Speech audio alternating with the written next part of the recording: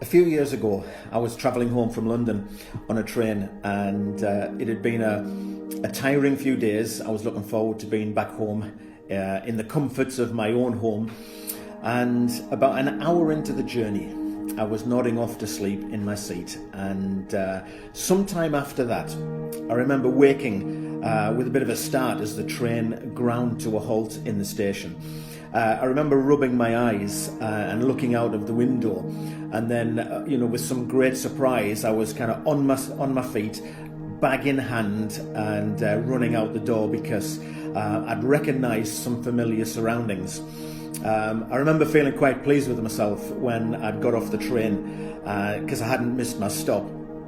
And I turned around, looked at the train, it pulled out of the station, and I turned around again to walk to the exit. And for a few moments, I remember feeling really confused because I was there looking at the surroundings, but something wasn't quite right. And then it hit me. I wasn't in Newcastle station at all. I was in York. I'd got off the train a couple of stops early. I remember kind of being surrounded by familiarity, but it wasn't where I wanted to get to. It wasn't my home. I spent the next hour and a half stuck in a drafty train station, thinking how stupid I was for acting like that. I'd thought I'd arrived, but my journey wasn't yet over. I'd got off the train too early. And there are times in our lives that I think are exactly like that. We set off, we have a real passion to break out of the familiar routine that our lives are in. We have a real desire to do something new, to experience something new, to go new places, to experience new seasons of life. And we get so far along that journey, and it's good for a while. And then we simply step off before we reach the final destination. Before long, we find ourselves settling back into life again. It's a little bit different from before, but it's becoming familiar. But the problem is, it's not the life that we were hoping for. One thing that I've learned over the years is that it's all too easy to compromise and to give up on the hopes and the dreams that we have. I've known great people whose lives were bursting with potential, but that potential never developed into anything new. I've met lovely people who were absolutely desperate for God to bring something new into their lives, a new level of freedom, and new experiences, but years later they're praying exactly the same prayers. And I ask myself, why is that? Well, I think the answers can be as complex as each one of our own individual lives. But for some of us, I think that answer is really, really simple. I think we simply step off the train before we reach the destination that we want to get to. There are parts of our lives where transformation is absolutely 100% up to God. He alone can bring forgiveness into our lives. He alone can break the power of sin. There is nobody like him. He alone can take a sinner so lost in the makings of his own sinful life and transform him to become a new creation. Only God can do that. God alone can do that, and so much more. But here's what I found to be true over the years. There are some things that God won't do. There are some things God expects you and I to do if we want to see change, if we want to move into something new, if we want to break out of the ordinary. First, he can't bring us into something new if we're happy to stay exactly where we are. He can have, and he does have, all the power in the world.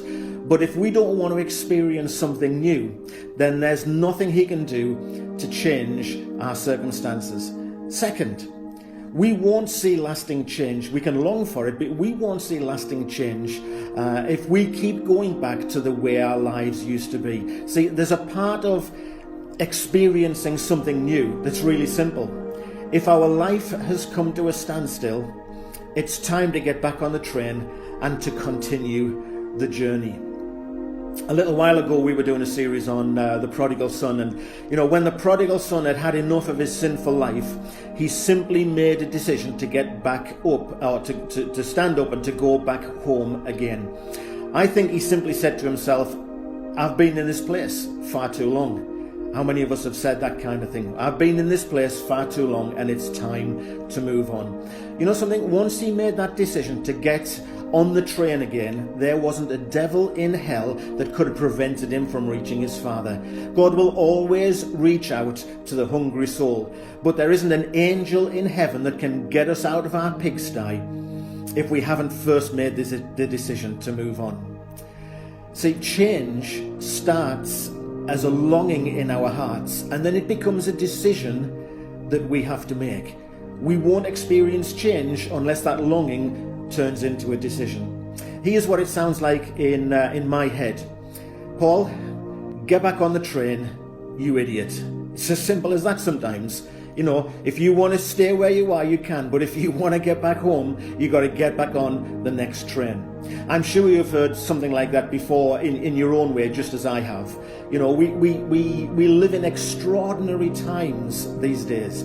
People everywhere are talking about change. And the church is doing exactly the same thing. We're having to reinvent ourselves all over again. But if we want to experience something new and know a real sense of God in these days, then we've got to get back on the train and continue the journey. It's far too easy to stay in the same old lifestyle that we've been in for a long time, doing the same thing, going the same places, reading the same material, praying the same prayers. If we want to do something, if we want to see something new, we have got to get back on that journey, back on that train with God, and keep going. To the woman caught in the act of adultery, Jesus said, if you want to discover a new you got to get back on the train. To the robbing, cheating tax collector, Jesus said, you got to get back on the train if you want to reinvent yourself. See, lasting change comes when we walk away from the lifestyle that we have and we push on into something new. God will never do that for us. That's the part of the process of change that is 100% up to us.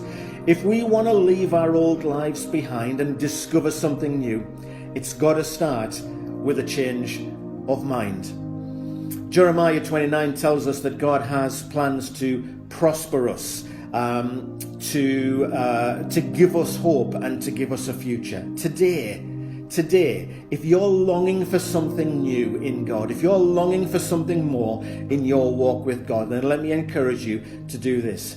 Get back on the train of the journey of your life.